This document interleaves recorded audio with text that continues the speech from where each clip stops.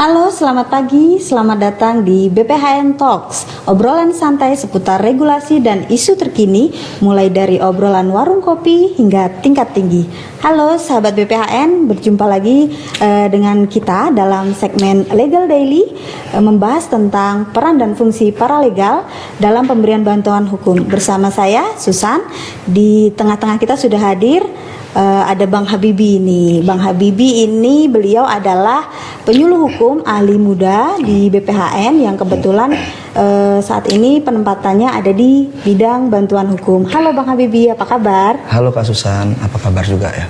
Yang pasti kita baik ya. Alhamdulillah di tengah ini ya, di tengah cuaca yang tidak menentu, tapi kayaknya suaranya serak-serak ini. Nah ini salah satu akibat cuaca tidak menentu ini Kak Susan. Oke, baik. Oke, sahabat BPHN, hari ini kita akan membahas terkait dengan peran dan tugas paralegal dalam pemberian bantuan hukum itu seperti apa. Seperti yang kita ketahui bersama, kalau untuk paralegal itu sendiri,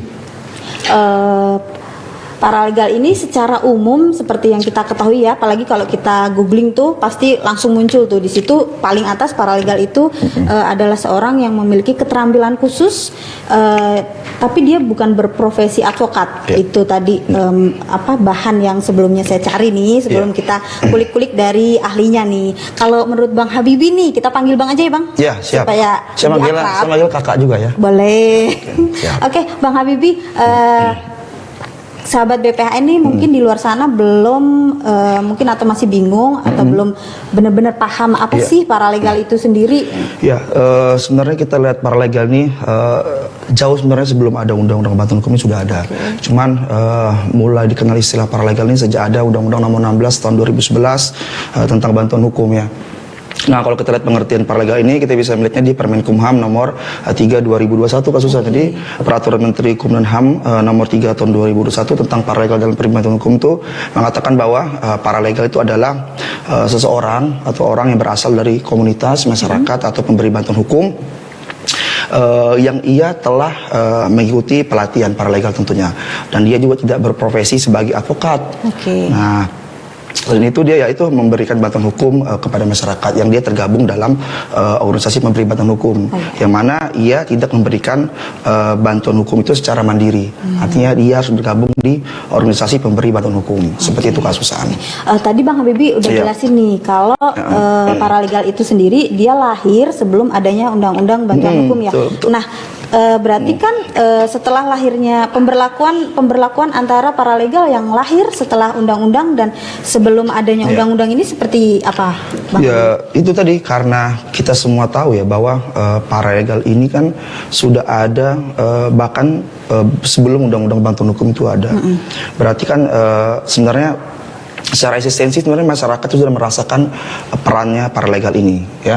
Bahkan kalau kita tarik jauh ke belakang itu jangankan sebelum undang-undang bantuan, bahkan sebelum kemerdekaan juga sudah ada. Cuman walaupun penyebutannya lainnya.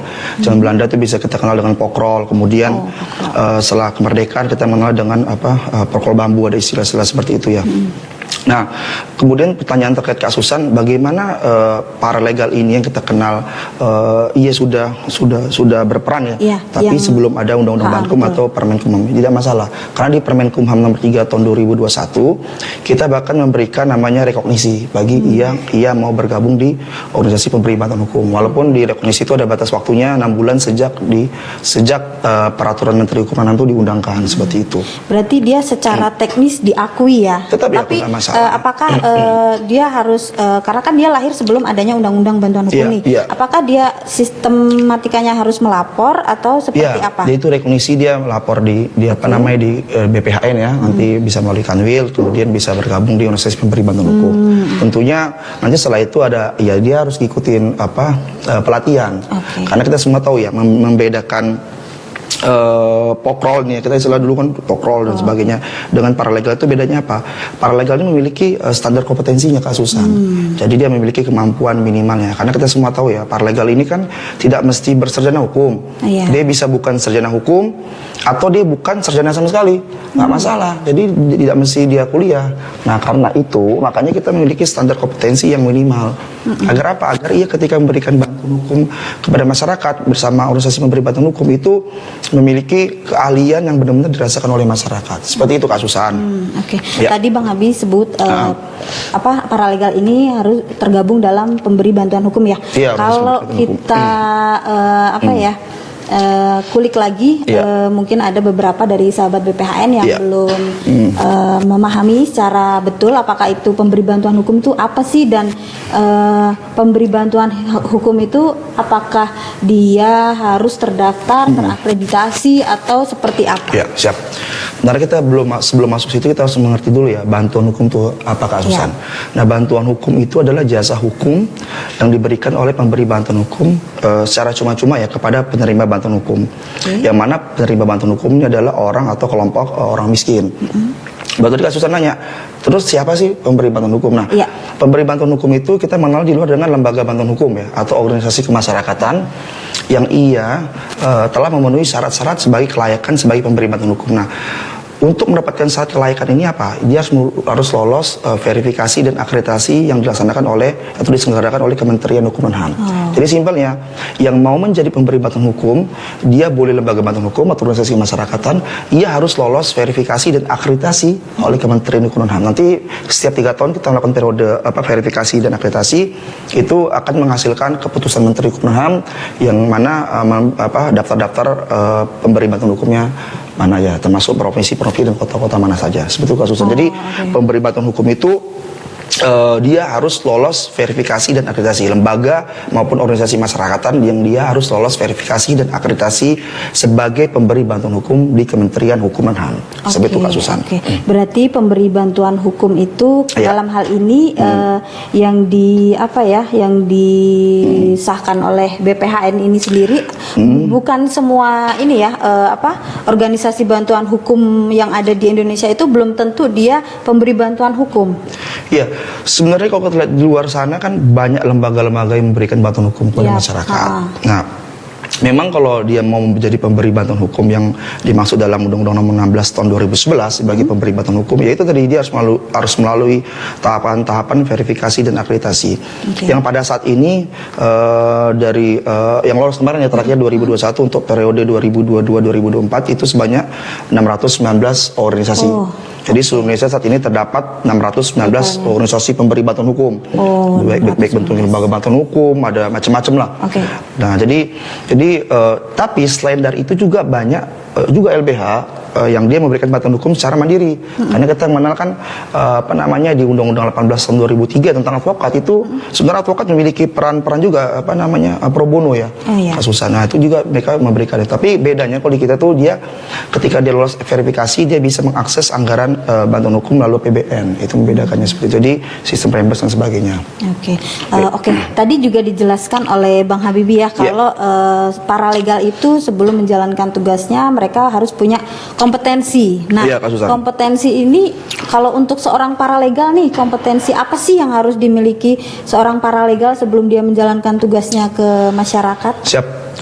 Sebenarnya ada 3 kompetensi dasar Kak Susan sebelum paralegal ini berkecimpung ya teman-teman di dunia pemberian bantuan hukum. Pertama, dia harus memahami hukum dasar dulu. Jadi makanya tadi saya katakan di awal, walaupun paralegal ini boleh dari sarjana hukum, boleh dari bidang hukum, nggak apa-apa. Tapi karena tidak mewajibkan ia dari sarjana hukum atau dari sekolah-sekolah tinggi hukum ya, itu makanya kita memberikan semacam kompetensi dasar. Jadi walaupun dia bukan dari sarjana hukum, dia memiliki pemahaman hukum dasar. Misalnya kita tahu ya tadi pengantar terkait hukum dasar, kemudian terkait demokrasi, kemudian bagaimana cara memberikan bantuan hukum dan advokasi kepada masyarakat, dasar-dasar lah. Jadi dasar satu itu ada di materi materi diklatnya, materi pendidikan pelatihan. Kemudian memahami kondisi wilayah, ini penting. Karena kalau kita lihat di pengertian paralegal di Permenkom Nomor 3 Tahun 2021, paralegal ini kan seseorang yang berasal dari masyarakat, kemudian komunitas, kemudian pemberi bantuan hukum. Nah, untuk itu selain dia memahami hukum dasar, dia juga harus memahami menjamin kondisi wilayah tempatnya iyalah paling tidak. Nah, dan kemudian terkait kelompok kepentingan dalam masyarakat. Kemudian kedua paralegal memiliki kompetensi itu mampu melakukan penguatan masyarakat dalam memperjuangkan hak asasi manusia dan hak lain dilindungi oleh hukum. Jadi ini adalah yang kedua ini adalah bagaimana sih dia memiliki kemampuan dan kemauan ya terkait penguatan masyarakat wilayahnya untuk memperjuangkan hak asasi manusia. Kemudian terakhir, Kak Susan itu kompetensi yang minimal dimiliki paralegal adalah keterampilan mengadvokasi masyarakat berupa pembelaan dan dukungan terhadap masyarakat. Jadi ini adalah kemampuan teknis ya. Nanti pun ini salah satu ada dari pelatihan nanti ketika dia ikut pelatihan itu ada materi-materi dasar terkait misalnya dia bagaimana cara membuat laporan dan sebagainya. Itu nanti itu adalah hal-hal yang dapat dibekali, hal yang mendapat membekalinya ketika ya ke masyarakat. Makanya tiga kemampuan tadi itu harus dimiliki paralegal. Berarti paralegal itu meskipun dia bukan dari sarjana hukum, betul, tapi setidaknya sebelum mereka terjun ke masyarakat, berarti mereka harus paling tidak memiliki pengetahuan dasar terkait hukum ya. Tetap harus memiliki pengetahuan terkait hukum dulu. Setidaknya itu pengetahuan dasarnya dulu ya, sebagai bekal mereka mungkin ya Bang Habibie untuk memberikan pelayanan ke masyarakat. Nah, ini menarik nih ya. Kan banyak juga nih ya kalau mungkin di wilayah lingkungan dari sahabat BPHN, lingkungan rumah atau mungkin teman yang kan kita banyak juga melihat nih banyak tuh kalau di kampung-kampung, apalagi kampung saya ya, saya itu biasanya ada kayak tokoh masyarakat. Itu mereka bisa dikatakan sebagai paralegal juga nggak? Bisa saja ya, karena tadi yang kita bahas Susan, yang paralegal ini sudah ada bahkan sebelum ada undang-undang. Nah ya, kita bahas lagi ya Kak Susan. Sebenarnya paralegal ini juga sebenarnya sudah ada di berbagai undang-undang ya. Walaupun tidak secara eksplisit menyebutkan paralegal. Misal di undang-undang terkait lingkungan hidup, kemudian undang-undang tentang PKDRT, kemudian undang-undang tentang sistem peradilan pidana anak. Walaupun menyebutnya berbeda, ada menyebutnya dengan pekerja sosial, kemudian ada menyebutnya dengan pendamping apalah, saya lupa namanya itu ya. Tapi secara tugas dan fungsi itu melakukan peran-peran sebagai paralegal. Karena kan undang-undang ini sebagian besar lahir sebelum adanya undang-undang Bankum. Jadi dulu tuh peran paralegal tuh sudah sangat dirasakan perannya sama masyarakat. Tapi emang secara regulasi, secara peraturan perundangan mereka belum disebutkan dalam peraturan perundangan. Pertama kali itu baru di Undang-Undang Nomor 16 Tahun 2011 tentang bantuan hukum. Itu pun masih disebutkan bahwa pemberi bantuan hukum ya itu berhak melakukan rekrutmen kepada kepada advokat, paralegal, mahasiswa dan dosen di Fakultas Hukumnya seperti itu. Nah, itu masih awal tuh.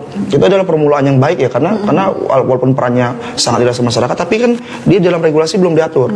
Nah, itu adalah salah satu hal yang sangat baik di regulasi kita waktu itu di Undang-Undang 16 sama 11. Hingga akhirnya sekarang terbaru melahirkan Permenkumham nomor 3 tahun 2021 langsung menyebutkan judulnya paralegal dalam pemberi bantuan hukum.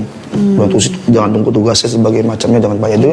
Dan ini adalah salah satu bentuk kita sebagai pemerintah peduli dengan paralegal atau dan termasuk kasus yang ditanya bagaimana dengan tokoh masyarakat, iya dia bisa disebut paralegal walaupun dia tidak menyebut diri paralegal. Nah, tinggal kalau dia mau menyebut diri paralegal bisa dia bergabung di pemberi bantuan hukum, nanti dia mengikuti pendidikan atau pelatihan paralegal Kasusan seperti itu. Tapi tetap ya meskipun dia maksudnya peran tokoh masyarakat ini dalam masyarakat membantu menyelesaikan permasalahan di masyarakat, tapi kembali lagi ketika dia dianggap sebagai paralegal itu ketika dia bergabung dalam pemberi bantuan hukum dan mendapatkan pelatihan kompetensi dasar tadi ya. Iya betul Kak Susan, pelatihan paralegal lah kita sebutnya Kak Susan.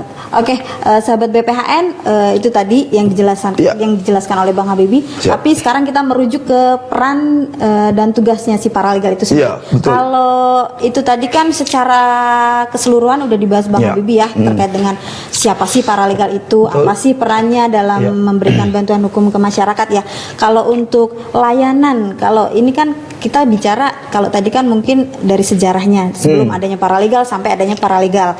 Nah, kalau setelah dia diakui dinyatakan sebagai paralegal nih, tugasnya apa saja sih, memberikan layanan apa sih untuk masyarakat supaya masyarakat kita tuh juga tahu nih tentunya apa sih tugasnya. Iya Kak Susan, jadi kita membagi dua loh ya. Pertama untuk peran paralegal dalam pemberian bantuan hukum non litigasi. Itu ada banyak tuh, ada 9. Jadi di antaranya adalah penyuluhan hukum. Jadi nanti ketika mereka sudah menjadi paralegal, mereka ikut menyebarkan informasi hukum. Jadi kita tahu semua ya, kadang di kita ini kan ada jabatan fungsional penyuluh hukum nih, yang jumlahnya sangat terbatas. Kita juga butuh peran-peran lain untuk memberikan kesadaran hukum masyarakat yang akhirnya membentuk budaya hukum yang baik di masyarakat. Itu jadi makanya paralegal ini itu sangat erat kaitannya dengan advokat, kemudian penyuluh hukum di kita. Nah, makanya ketika mereka ikut diklat paralegal, kemudian bergabung di PBH, mereka melakukan penyuluhan hukum. Ya, nanti apa yang mereka dapat, mereka sebarkan lagi ke masyarakat. Kemudian mereka melakukan konsultasi hukum. Nah, konsultasi hukum ini yang kita kenal dengan ibaratnya ketika masyarakat baru datang, mereka berkeluh kesah tentang apa. Nah, karena gini, kita harapkan tuh advokat itu biar fokus dengan tugas-tugasnya di litigasi kasusan. Jadi biar paralegal fokus di non litigasi. Makanya saya katakan salah satu tugas utamanya adalah pemberian bantuan hukum non litigasi paralegal. Jadi penyuluhan hukum, kemudian konsultasi hukum, kemudian ada investigasi perkara, baik itu dilakukan secara elektronik maupun elektronik. Kemudian ada lagi penelitian hukum, paralegal bisa melakukan penelitian hukum, bisa. Kemudian mediasi, negosiasi, pemberdayaan masyarakat, kemudian pendampingan di luar pengadilan sampai perancangan dokumen hukum. Nah, itu salah satu tugas di antara banyak tugas paralegal dalam bentuk kegiatan litigasi. Nah, selain itu ada juga kasus yang terkait layanan hukum. Ada juga selain bantuan hukum litigasi, paralegal juga dapat memberikan pelayanan hukum di masyarakat. Bentuknya apa? Advokasi kebijakan perangkat daerah dari tingkat desa sampai tingkat provinsi misalnya. Dia bisa melakukan advokasi kebijakan, misalnya kebijakan apa ini, dia bisa melakukan advokasi itu. Kemudian mereka juga bisa melakukan pendampingan program atau kegiatan yang dikelola oleh kementerian, baik di tingkat pusat maupun sampai ke tingkat daerah. Jadi paralegal punya tugas itu juga. Dan yang terakhir adalah paralegal juga bisa bekerjasama dengan penyuluh hukum untuk membentuk dan atau membina kelompok keluarga sadar hukum. Jadi saya katakan bahwa ini bidangnya kasusan ya. Jadi kita semua tahu ya, masyarakat Indonesia ini sangat banyak ya, peraturan perundang-undangan juga banyak, dan kita butuh tenaga-tenaga yang ikut membantu kita dalam ikut menyebarluaskan informasi hukum ini hingga akhirnya melekat di sanubari masyarakat menjadi budaya.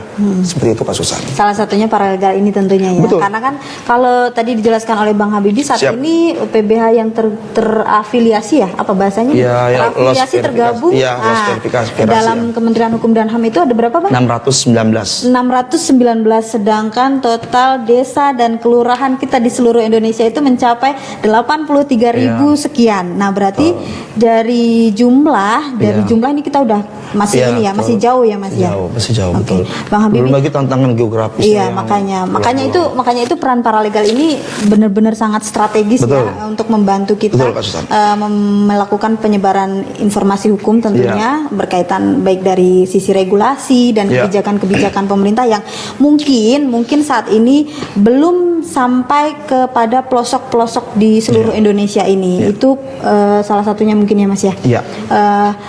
Kalau tadi sudah dijelaskan terkait dengan tugas dari paralegal itu sendiri, kurang lebihnya ada, tapi lebih banyak ke non litigasi ya. Iya, sebenarnya kan advokat juga bisa, advokat tentu ya litigasi kayak mereka sampai ke pengadilan beracara.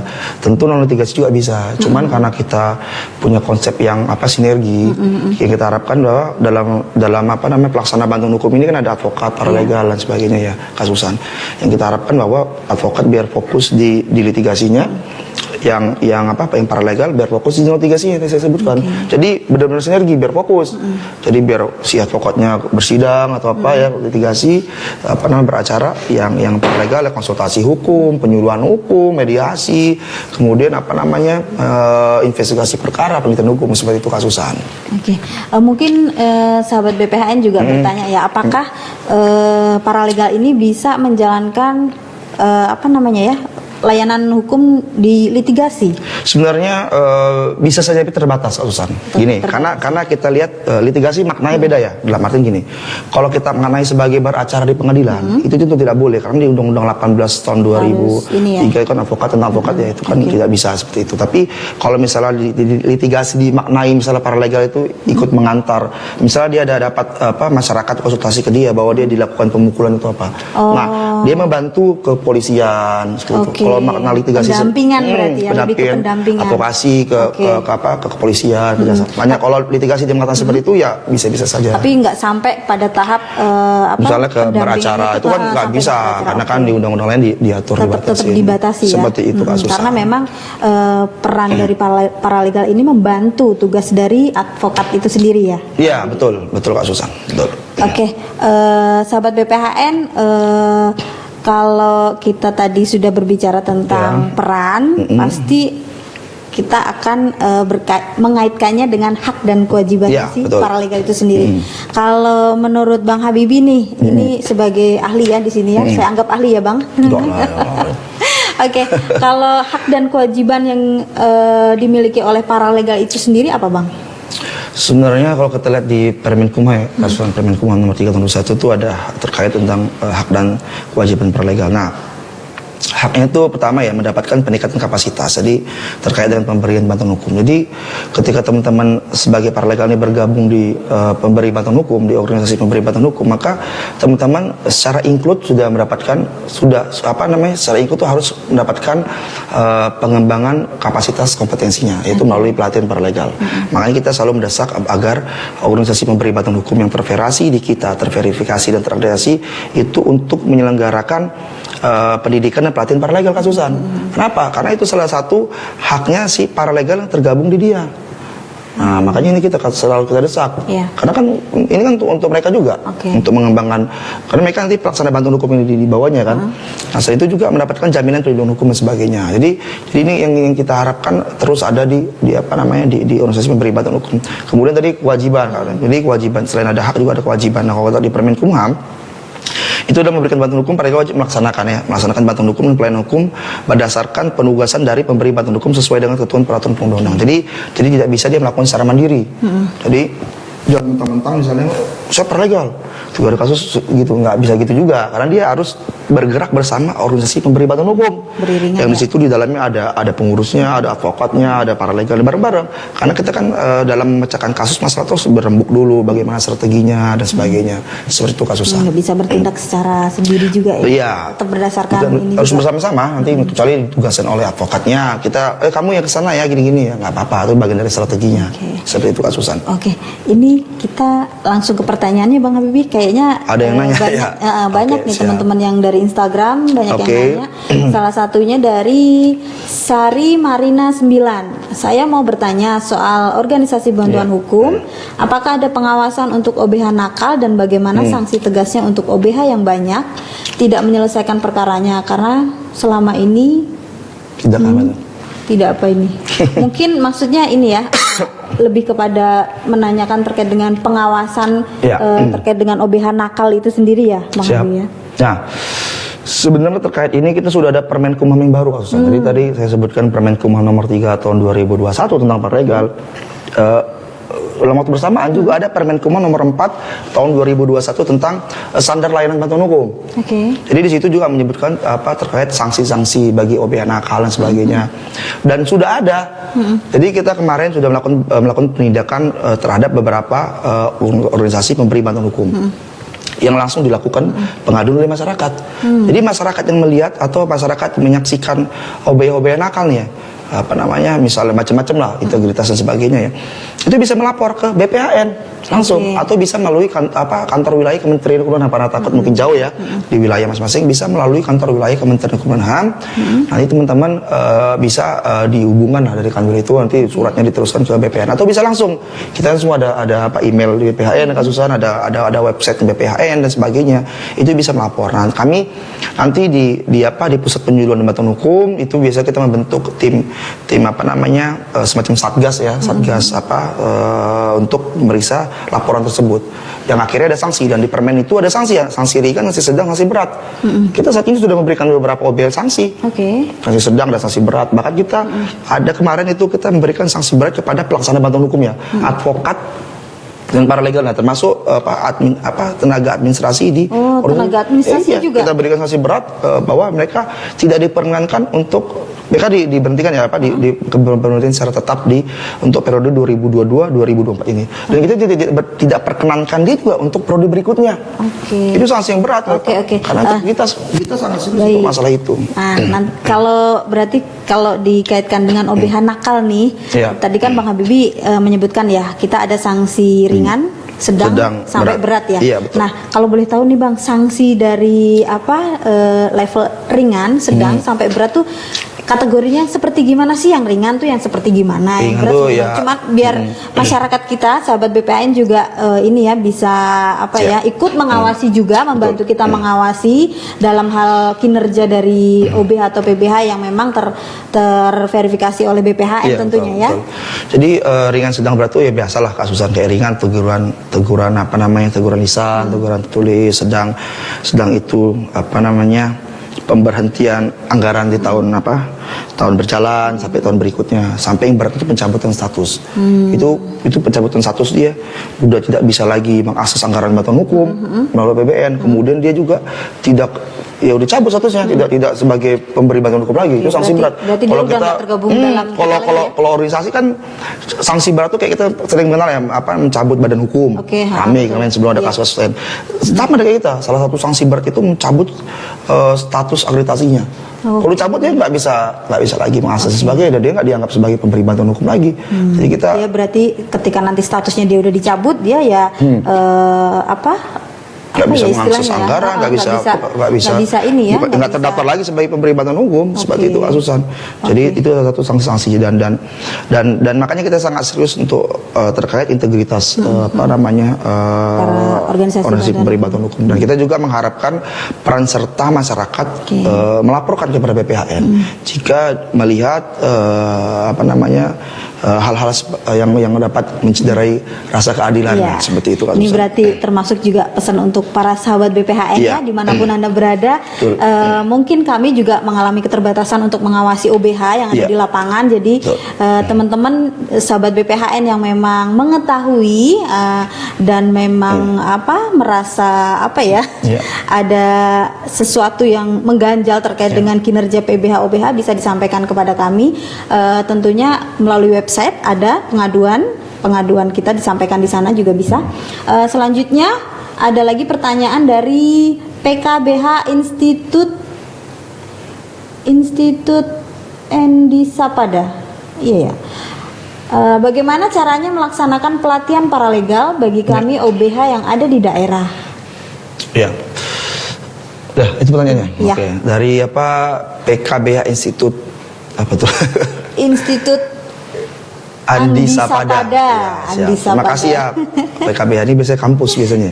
Bisa kampus. Nah, sebenarnya penyelenggara diklat paralegal ini kalau menurut Permenkumham kita kasusan itu organisasi pemberi bantuan hukum yang udah terverifikasi dan terakreditasi Kementerian Hukum dan HAM. Nah, lantas bagaimana dengan lembaga lain yang melaksanakan? Boleh-boleh saja bekerja sama dengan organisasi ini, pemberi bantuan hukum, misalnya kampus, pemerintah daerah dan kementerian atau lembaga lainnya itu silakan saja bisa bersama dengan pemberi bantuan hukum kita. Nah, kalau sudah sebagai PKBH, kalau ini udah masuk, udah termasuk sebagai lolos verasi, ya tinggal ngadain aja, tinggal bersurat ke kepala BPHN kasusan. Menyuratnya langsung ditujukan kepada kepala BPHN kita. Kementerian Hukum dan HAM, yang intinya itu permohonan izin penyelenggaraan. Nanti lampirannya proposalnya disampaikan setelah terbelakangnya, kemudian waktu pelaksanaan kapan kira-kira ya, estimasi saja. Kemudian melibatkan siapa saja, kemudian dan sebagainya lah, proposal pada umumnya. Jadi itu dilampirkan. Yang nanti kita akan berkirim surat balasan terkait izin penyelenggaranya. Diberikan izin atau harus dipenuhi. Jadi misalnya memang dalam proposal itu masih banyak hal yang harus dipenuhi, kita berikan balasan surat, ini harus dipenuhi seperti itu. Jadi simpel saja, tinggal bersurat saja. Berarti memang cukup mudah ya bagi para PKBH ataupun OBH yang Iya. memang tergabung dengan kita Kementerian Hukum dan HAM ingin menyelenggarakan pelatihan paralegal, Iya. tinggal bersurat saja kepada kita, Iya. ditujukan kepada Kepala Badan Pembinaan Hukum Nasional, ya seperti itu. Oke. Nanti setelah diklat, tentunya harus memenuhi mata pelajaran minimalnya kasusnya. Jadi di Permenkom itu ada juga. Oh, iya. Ada 9 mata ajarnya, kemudian ada satu aktualisasi selama 3 bulan. Itu sama kayak kita masuk kalau menjadi advokat kan Iya. 2 tahun nih magang sebagainya. Sama kayak paralegal, dia harus ada aktualisasi namanya, peran aktualisasi selama 3 bulan. Sebetulnya setelah itu baru kita melakukan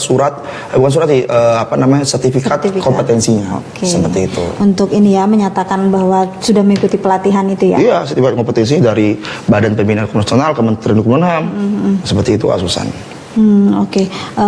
Sahabat BPHN, kalau memang ada dari OBH ataupun PKPH yang ingin menyelenggarakan pelatihan paralegal seperti yang sudah dijelaskan oleh Bang Habibie tadi, bisa bersurat kepada Kementerian Hukum dan HAM, ditujukan kepada Badan Pembinaan Hukum Nasional terkait dengan rencana penyelenggaraan Ya. pelatihan paralegal bersama dengan proposalnya disampaikan Ya. kepada kami, Ya. supaya PBH OBH ini tidak hanya membentuk paralegal tapi tetap memberikan pelatihan itu yang jadi Iya. hak dan kewajibannya tadi ya. Iya, karena pelatihan paralegal itu haknya paralegal berarti itu adalah kewajiban dari organisasi pemberi bantuan Iya. hukum. Makanya nanti ini Harus sedikit dilaksanakan. bocoran nggak susahnya. Oke. Jadi tahun depan ini 2024 kita akan kembali ya karena 3 tahun sekali ya kembali melakukan verifikasi dan akreditasi untuk PBH periode 2025-2027. Nah, salah satunya kita menekankan bahwa PBH yang sudah melaksanakan penyelenggaraan diklat paralegal ini itu akan dapat nilai plus. Jadi ada banyak. Jadi tentu syarat-syaratnya terpenuhi ya dengan jumlah advokatnya minimal berapa, paralegalnya berapa dan sebagainya syarat umumnya. Tapi juga kita menekankan bahwa paralegal yang dimaksud ini adalah paralegal yang sudah mendapatkan pelatihan dari PBH-nya. Oke. Seperti itu. Nah, Ini bocoran. Bocoran yang menarik nih ya, Iya. karena memang verifikasi itu setahu saya 3 tahun sekali. 3 tahun sekali Asusan saat Oke, ini. nah ini siap-siap aja nih buat Iya. teman-teman OBH dan PKBH. Tahun depan nih. Tahun depan 2024. disiapkan. Iya. Setidaknya paralegal yang ada di dalam organisasi para sahabat BPHN di Iya. PBH ataupun PKBH itu sudah mendapatkan pelatihan ya. Iya. Karena memang pelatihan ini juga modal dasar juga ya Bang ya, Iya. untuk paralegal terjun ke dalam masyarakat memberikan pelayanan pemberian bantuan hukum Iya. tentunya. Iya, betul. Oke, terkait dengan paralegal itu sendiri Bang, kalau kita kulik lagi Iya. paralegal itu tadi sudah dijelaskan dia punya tugas dan perannya seperti apa Iya. tadi sudah dijelaskan, terkait dengan hak dan kewajibannya juga sudah dijelaskan, pendidikannya juga sudah ya Bang ya. Paralegal itu sendiri memang kalau kita amati nih memang posisi yang strategis sekali ya Bang. Oh, sangat strategis. Karena selain membantu advokat, membantu kita juga tentunya ya Bang ya, Oh, iya. untuk melaksanakan Betul. tusi kita, menyebarluaskan informasi hukum. Iya, betul. Nah, kalau untuk mau jadi paralegal tadi sudah dijelaskan juga kalau setiap orang yang mau jadi paralegal setidaknya dia harus tergabung dalam PBH. Iya. Tapi kalau misalkan ini Bang, kalau tadi kan dikatakan paralegal itu harus tergabung dalam PBH. Ini orang awam tapi dia pengen jadi paralegal nih, sedangkan mungkin di daerahnya itu terbatas dengan adanya PBH yang Iya, betul. terverifikasi oleh Iya, betul. kita itu gimana Bang tuh? Boleh-boleh saja. Jadi tadi itu yang kita harapkan idealnya dia tergabung dalam PBH. Nah, kalau tadi ada beberapa wilayah yang dia jauh dari jangkauan jangkauannya PBH, jauh itu gimana, ya, dia tetap diikuti diklat paralegal. Nanti tentu dengan semacam asistensi dari dari OBH-nya kasusan. Jadi misalnya OBH di kota mana, karena paralegal jauh di desa ya, nggak apa-apa, nggak masalah. Nanti tetap dia melakukan koordinasi dan sebagainya tentang, misalnya sering memberikan laporan kepada PBH-nya gini-gini, pokoknya gini, nanti langkah-langkah hukumnya gini-gini. Jadi tetap koordinasi itu tetap. Karena tadi kan kita sudah tahu ya bahwa organisasi pemberi bantuan hukum ini jumlahnya 619. Sedangkan jumlah kasusan tadi aja nyebut Desa kelurahan kita aja ada 83.000 nih. Iya, kalau kabupaten kota 500-an ya, Iya. kalau nggak salah. Nah, Itu jumlahnya sebenarnya ya cukup lah kasusan, tapi tergantung lah itu ya, dimaknai seperti apa. Tapi yang pasti kita masih mengapresiasi ya teman-teman di organisasi pemberi bantuan hukum yang terus semangat memberikan bantuan hukum pada masyarakat karena keterbatasannya dan sebagainya. Nah untuk itu peran-peran tadi para legal yang dia jauh dari PBH-nya silakan tinggal koordinasi saja. Oke. Dan dia bisa ikut ikut diklat paralegal, ikut pelatihan paralegal dan sebagai paralegal silakan saja di masyarakatnya. Karena kan tadi kasusnya masyarakat desanya sampai 80 ribuan itu susah mengakses sampai jauh Iya, sana. betul. Untuk menjangkaunya sendiri. Tapi bayangkan kalau setiap desa ada paralegal. Ya. Walaupun PBH-nya agak di kota atau apa ya misalnya. Setiap desa ada paralegal kan lebih simpel orang ketika ada berhadapan dengan hukum atau mungkin ada permasalahan hukum, mereka bisa berkonsultasi ke paralegalnya. Kemudian penjualan hukum, kita bahkan membantu tugas kita di Kementerian Hukum yang memberikan kesadaran hukum di masyarakat seperti itu. Iya, Bang Habibie, kalau tadi Bang Habibie menyampaikan kalau mau jadi paralegal ya tinggal disampaikan kepada PBH. Nah, untuk mengetahui nih, maksudnya untuk berarti kan sebelum dia diklat kan dia harus mendaftarkan diri dulu dong, ya kan? Iya, mendaftarkan diri di PBH itu kan. Nah, intinya penyelenggaranya PBH-nya. Iya. Nah, berarti kan bicara terkait dengan PBH tadi dikatakan dengan luasnya jangkauan yang harus dijangkau oleh PBH itu kan jumlah PBH sendiri di kita ada 619 ya. Iya, betul. Nah, untuk sahabat BPHN termasuk masyarakat umum nih, kalau kita kan keterbatasan ya untuk tahu gimana sih di daerah saya, misalkan di daerah saya di kabupaten itu PBH yang terdekat dengan wilayah kita tuh gimana caranya taunya, Bang? Maksudnya? Apakah ada nggak sih? Ini kita melihat PBH terdekat? Iya, kantor-kantornya gitu ya. Oh ada, jadi setiap periode 3 tahun sekali itu lolos verasi itu kita kan melakukan pengumuman melalui keputusan Menteri Hukum dan HAM. Itu tidak hanya menyebutkan atau melampirkan nama-nama organisasi pemberi bantuan hukumnya saja kasusan, tapi juga alamatnya. Makanya ketika lembaga bantuan hukum atau organisasi masyarakat yang mendaftar sebagai pemberi bantuan hukum, ketika dia lolos menjadi pemberi bantuan hukum, itu dia wajib mengirimkan alamatnya kita, menyampaikan alamatnya secara sistem kita. Nanti biar apa? Biar masyarakat ketika membuka Kepmen itu tahu, oh saya wilayah misalnya Kendari nih, oh di kabupaten ini ada berapa OBH, alamat ini jelas. Bahkan ketika mereka pengen berganti alamat, mereka harus melapor. Agar apa? Agar masyarakat ketika membutuhkan bantuan hukum, mereka tahu alamat pastinya seperti itu. Jadi alamat itu sangat penting, Kak Susan. Jadi yang kata Kak Susan tanya itu hal yang sangat penting dan ini sudah kita lakukan. Jadi bahkan di pengumuman keputusan menteri itu kita masukkan namanya dan alamatnya jelas. Detail alamatnya. Kotanya, kabupatennya, bahkan nama jalannya jelas. Biar masyarakat mudah. Bahkan nomor telepon juga ada kan? Ada nomor telepon, ada juga kita. Jadi mereka pas lapor tuh semua data-data terkait organisasinya, bahkan nama advokatnya, nama paralegalnya, sampai ini saya kasih tahu juga ya terkait pendaftarannya kasusan. Bahkan pelantikan bener nggak dia sebagai advokat? Jangan dia ngaku sebagai advokat doang. Seperti itu. Dan kalau sebagai legal mana dia SK sebagai paralegalnya yang dimasukkan dalam di kepengurusan di organisasi pemberi bantuan hukum itu. Jadi kita banyak hal lah terkait seperti itu yang intinya mempermudah masyarakat seperti itu. Ini ada pertanyaan sambungan dari PKBH Institut Andi Sapada. Tidak jadi masalah dengan OBH kami yang belum terakreditasi karena OBH kami masih baru beroperasi. Gimana nih terkait diklat paralegal maksudnya? Terkait dengan pelatihan. Gak masalah teman-teman PKBH Institut Andi Sapada, silakan saja nanti mencari organisasi pemberi bantuan hukum yang terfederasi terdekat, bekerja sama saja. Nanti surat izinnya untuk permohonan izin penyelenggaranya bersama-sama dikirimkan ke Badan Pembinaan Komisional ya. Nanti ya logonya 2 ya atau gimana, atas namanya satu ketua direkturnya PKBH-nya, kemudian satu lagi PBH yang dokter Verasi. Kirim saja nanti proposal dilampirkan. Simple kok. Meskipun dia belum terakreditasi berarti tetap bisa ya? Tetap bisa. Malah jadi nilai plusnya nanti kalau PKBH Institut Andi Sapada ini. Jadi modal mereka waktu verifikasi ya? 2024 ternyata mereka melakukan. Mereka belum ini nih bocoran buat PKBH Institut Andi Sapada ini. Luar biasa ini buat tahun depan ya, siap-siap untuk verifikasi. Apalagi ini OBH kami masih baru beroperasi katanya. Iya. Harus banyak kerja keras ini teman-teman. Gitu. Oke, pertanyaan selanjutnya ada dari TikTok. Wis. Dari TikTok dengan pengguna Heni Indrawati 8. Jika Kelurahan Kadarkum menjadi paralegal, apakah bisa ke depan bagaimana Kelompok. fungsinya? Ya, kelompok Kadarkum ya. Iya, Kelompok Kadarkum itu apa Sun? Kelompok keluarga sadar. Kelompok keluarga sadar Oh, hukum. jadi kelompok Kadarkum itu kelompok keluarga sadar hukum. Bisa saja. Kak Heni Indrawati kayaknya kenal namanya ya. Tidak asing. Tidak ya? asing ya. Ya bisa-bisa saja bergabung. Jadi dan malah bagus. Jadi habis kelompok Kadarkum dia juga menjadi paralegal kan.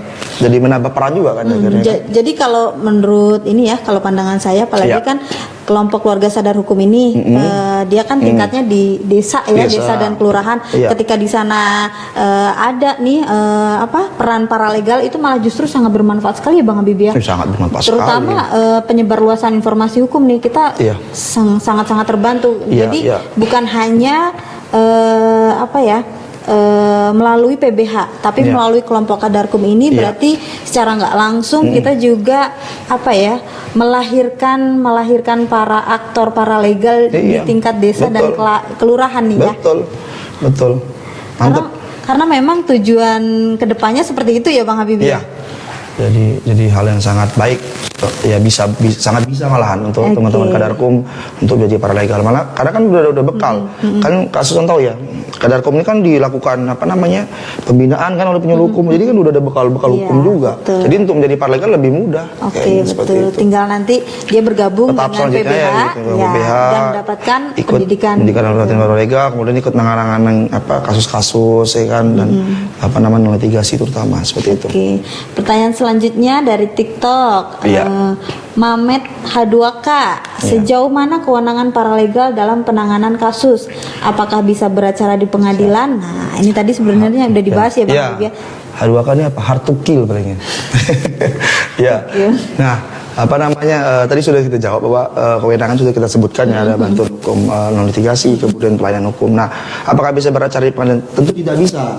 Karena di Undang-Undang 18 tahun 2003 itu hanya membatasi advokat yang bisa beracara di pengadilan. Kita bilang ketika kasus nanya apakah bisa litigasi? Litigasi terbatas. Harus dimaknai dulu. Kalau dia melakukan pendamping ke kepolisian masih tahap seperti itu ya bisa-bisa saja. Termasuknya litigasi ya. Atau mengantar ke rumah aman, atau dia mengantar ke visum et repertum misalnya, mendapatkan visum et repertum, sampai kalau dia ke pelayanan administrasi misalnya ke ombudsman dan sebagainya, itu bisa-bisa saja nggak masalah kalau dimaknai litigasi seperti itu. Sifatnya Tapi kalau pendamping beracara seperti yang diatur dalam Undang-Undang 18 2003 tentang advokat ya nggak bisa. Gitu. Tetap itu peran advokat. Tidak hanya paralegal, yang lain juga nggak bisa kalau dia nggak punya kartu advokat seperti itu kasusan. Oke, pertanyaan selanjutnya dari Instagram gani.ngrh.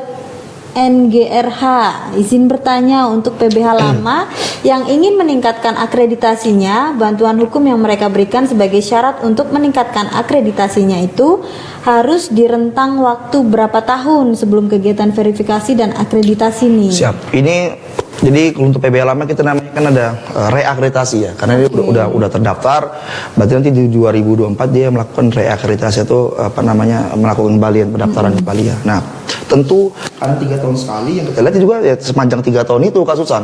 Jadi namanya periode itu kan 3 tahun sekali. Ketika tahun ini 2021 kemarin pengumuman untuk periode 2022-2024 ya selama 3 tahun itu kita lihat kinerjanya dia, mulai dari penyerapannya, anggarannya, pelaksanaan bantuan hukumnya apakah sudah baik ya kan. Kemudian tadi terkait tema ini ya, paralegal, apakah dia sudah melakukan pelatihan paralegal, kemudian termasuk sampai nilai monitoring evaluasinya dia kita lihat monitor harus tinggi. Kemudian jangan sampai juga kita katakan ada Permenkumham Starla ya, nomor 4 tahun 2021, jangan sampai misalnya ada lapor masyarakat dan dia terbukti tidak integritas dan sebagainya. Nah itu nggak bisa naik akreditasi. Jadi naik akreditasi itu syaratnya banyak.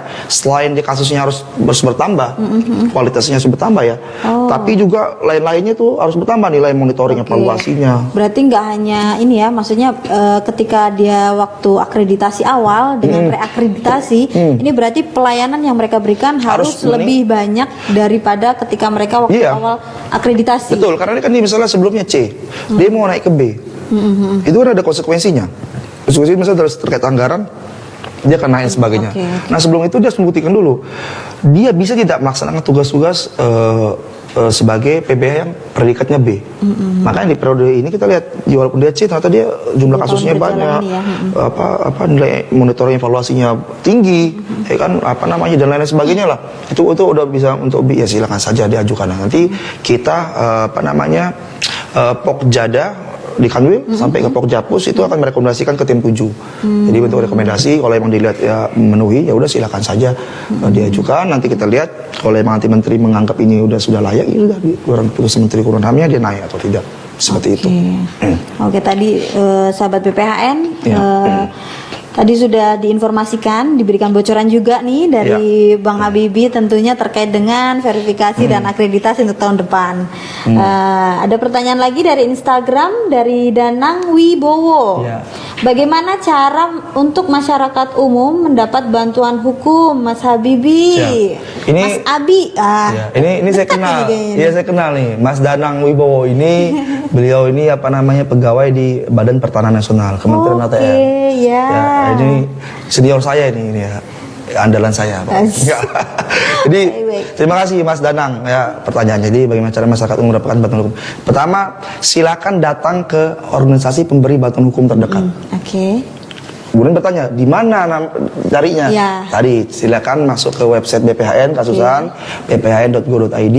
Situ lihat terkait Bankum ya atau Kosit Bankum bisa lihat itu daftar organisasi pemberi bantuan hukum. Misalnya Mas Danang di wilayah Bima misalnya ya, dilihat aja di Bima ada beberapa organisasi pemberi bantuan hukum. Oh ini alamat saya di Jalan Sudirman misalnya. Oh ada PBH di situ. Silakan datang, Mas Danang berkonsultasi. Silakan curahkanlah masalahnya seperti apa, kira-kira bisa apakah nanti menempuh jalur litigasi atau non litigasi. Nah, tentu ada syarat-syaratnya.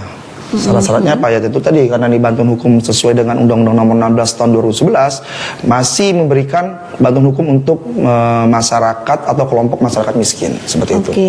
Berarti sifatnya gratis. Gratis kalau dia masyarakat miskin.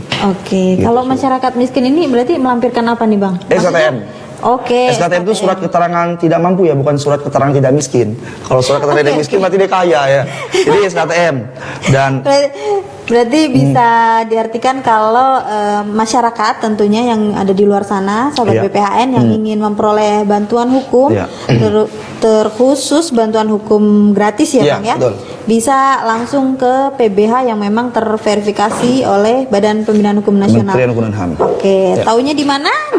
Kalau kita misalkan kalau lihat keputusan Menteri Hukum dan HAM itu kan mungkin masyarakat di luar sana belum ini juga ya, Bang lebih ke ini sih, lebih mudahnya bisa diakses melalui website kita di bphn.go.id. Di sana sekarang sudah kita memanfaatkan teknologi saat ini, jadi ada peta sebaran OBH, jadi dimanapun Anda berada bisa mencari PBH atau organisasi bantuan hukum yang memang tergabung dalam terverifikasi oleh Badan Pembinaan Hukum Nasional yang terdekat di wilayah Anda. Gitu ya, Bang Habibie. Betul. Tadi sudah ngobrol banyak nih, bahkan kita meluas terkait dengan PBH ya, Bang ya. Karena memang fokus kita hari ini membahas terkait dengan peran dan tugas paralegal itu sendiri. Tapi kalau memang tadi sudah ngobrol banyak nih sama Bang Habibie, memang paralegal itu sendiri juga posisinya memang luar biasa sangat strategis, apalagi dalam membantu kita menyebarluaskan informasi hukum, memberikan pemahaman hukum kepada masyarakat yang mungkin dari kita di Kementerian Pusat ataupun di kantor wilayah belum bisa menjangkau masyarakat-masyarakat di luar sana yang memang bisa dibantu dengan keberadaan paralegal ini sendiri. Dan juga kedepannya mungkin kalau teman-teman atau sahabat BPHN tahu terkait dengan program pembentukan desa sadar hukum, ini ngulik sedikit ya, Bang Habibie ya. Silakan. Pembentukan desa sadar hukum, kita nanti kedepannya juga akan melakukan pembentukan paralegal di setiap desa atau kelurahan. Jadi itu yang mewakili, bukan mewakili sih, tapi lebih membantu kita dalam menjalankan tugas, terutama penyebarluasan informasi hukum dan memberikan pemahaman hukum, yang tentunya sebelumnya paralegal itu juga, kalau yang tadi Bang Habibie jelaskan terkait dengan PBH tadi, mendapatkan pelatihan, pelatihan dasar terkait dengan paralegal ya Bang ya. Betul. Mungkin kalau dari kelompok Kadarkum di program Desa Sadar Hukum itu sendiri, paralegal itu mendapat pelatihan dari penyuluh hukum ya Bang ya. Ya. Oke, ada pertanyaan lagi Bang dari Instagram LBH Pra. Apakah paralegal dapat mendapat hak imunitas seperti advokat? Wah, Siap. pertanyaannya menarik sekali. Siap. Ini. Pertanyaannya sangat bagus, sangat baik ya. Jadi apakah paralegal mendapatkan hak imunitas seperti advokat? Nah, Betul. ini yang dimasuk hak imunitas yang mana? Nah. Yang diatur di mana? Ini saya kurang tahu ya. Apakah di undang-undang advokat ada atau di undang-undang lain ada? Karena ada beberapa undang-undang juga mengatur hak imunitas bagi bisa dikatakan yang bergabung di dia, misalnya kayak di ombudsman tuh ada, di DPR ada imunitas sebagainya. Nah, kalau di Undang-Undang Hukum di Undang-Undang 16 tahun 2011, di pasal 11 ini saya bacanya, pasal 11 ya, di Undang-Undang Nomor 16 tahun 2011 tentang bantuan hukum, di pasal 11 ya, pemberi bantuan hukum tidak dapat dituntut secara perdata maupun pidana dalam memberikan bantuan hukum yang menjadi tanggung jawabnya yang dilakukan dengan itikat baik di dalam maupun di luar sidang pengadilan sesuai standar bantuan hukum berdasarkan peraturan perundang-undangan dan atau kode etik advokat.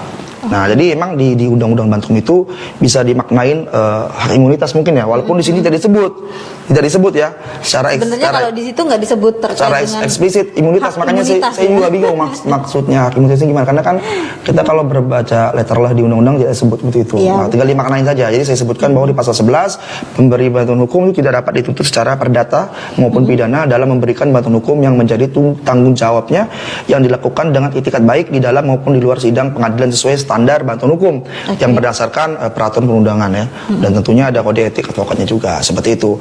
Walaupun memang banyak pengalaman juga kasusan, kalau bukan berarti dia kebal hukum, ini beda maknanya. Misalnya memberikan bantuan hukum nih, memberikan bantuan hukum nih dia, karena dia pelaksana bantuan hukum, tiba-tiba dia ada kasus utang piutang. Ketika lagi, oh saya kebal hukum, nggak bisa kayak gitu, itu kan masalah lain, ya kan? Atau mungkin dia karena menampingin satu kasus atau apa ya, dia tiba-tiba melakukan tidak pidana lain, misalnya pencemaran nama baik atau melanggar undang-undang ITE lah, informasi dan transaksi elektronik dan sebagainya, itu masalah lain. Tetap dia harus bertanggung jawab secara hukum. Seperti itu. Makanya pemaknaan ini harus dimaknai ketika dia memberikan bantuan hukum terkait kasusnya dia, seperti itu. Ini kan jangan sampai ketika pasal ini disalah artikan, ketika dia melakukan penampingan, dia misalnya beda berarti ya, ikut berhutang atau apalah, terkait apalah, saya lagi ini, saya dapat hak imunitas, makanya dimaknain dulu. Betul, nggak bisa dimaknai. Iya, makanya saya katakan di sini tidak dapat itu secara perdata maupun pidana dalam memberikan bantuan hukum yang menjadi tanggung jawabnya yang dilakukan dengan itikat baik, seperti itu. Seperti itu Kak Susan. Iya, berarti memang hak imunitas yang dimaksud di pasal 11 tadi tidak bisa dimaknai letterleh bahwa Bukan.